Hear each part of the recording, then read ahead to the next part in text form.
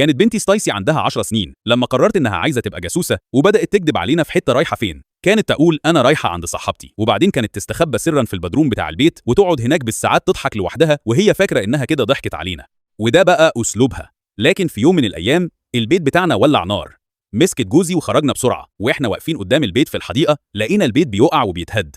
سألته ستايسي فين؟ قال لي إنها كانت رايحة عند صاحبتها ريبيكا من ساعة تقريبا.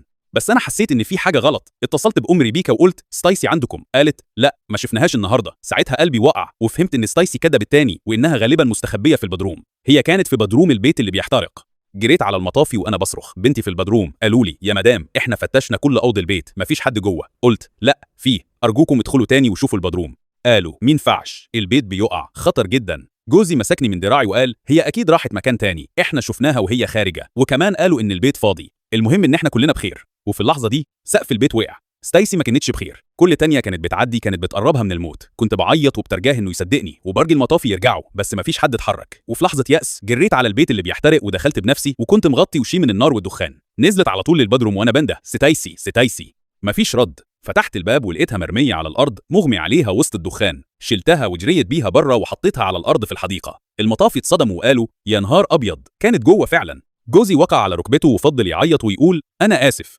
أنا آسف. وبعدين ستايسي بدأت تكح وفتحت عينيها. أنا عيطت وسألتها ليه بتعملي كده؟ ليه عمرك ما بتقولي لنا لما